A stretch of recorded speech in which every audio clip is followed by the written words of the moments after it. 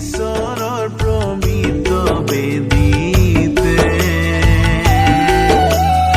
অৰ্পণ কৰোঁ মোৰে জীৱন, মোৰ সকলো হৃদয়েৰে, মোৰ সকলো হৃদয়েৰে তোমাৰে প্ৰশংসা কৰোঁ।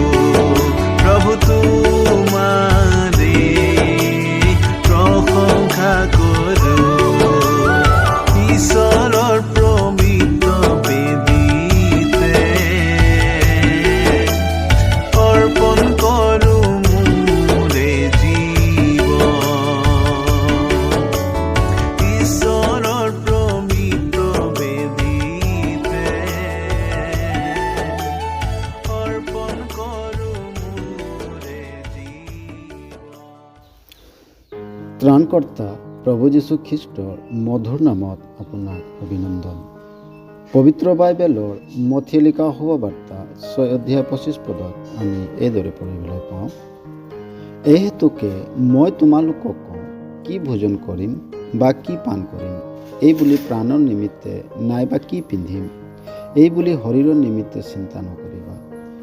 আহাৰতকৈ প্ৰাণ আৰু বস্ত্ৰতকৈ শৰীৰ শ্ৰেষ্ঠ নহয়নে? মানুহৰ জীৱন অন্ন আৰু বস্ত্ৰত কেন্দ্ৰিত হৈ পৰিছে। মানুহ বৰ্তমান জীৱনৰ অৰ্থ নাজানে।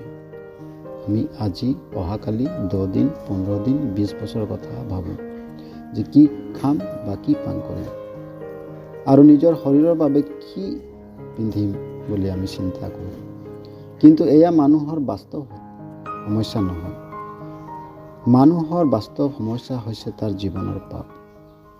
মানুহৰ অবাস্তৱ চিন্তাই তাক তাৰ পাপৰ সমস্যাৰ সম্পৰ্কে ভাবিব নিদিয়ে।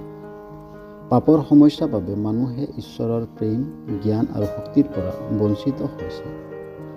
সময় ইমানেই সোনকালে বেগাই গৈ আছে যে মানুহৰ এই পাপৰ সমস্যাৰ কথা বুজি উঠাৰ পূৰ্বে সময় উকলি যাব আৰু সি পাপ ক্ষমা লাভ নকৰাকৈ ঈশ্বৰৰ সোধ বিচাৰৰ আসনৰ সন্মুখত থিয় হ'ব লগা হ'ব, য'ত সি নৰকৰ দণ্ড ভোগ কৰিব লগা হ'ব।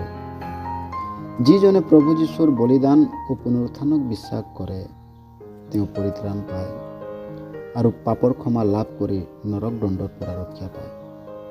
মানুহৰ আটাইতকৈ ডাঙৰ সমস্যা পাপৰ পৰা আপুনি মুক্তি পাবলৈ ঈশ্বৰে আপোনাক সহায় কৰক। ধন্যবাদ।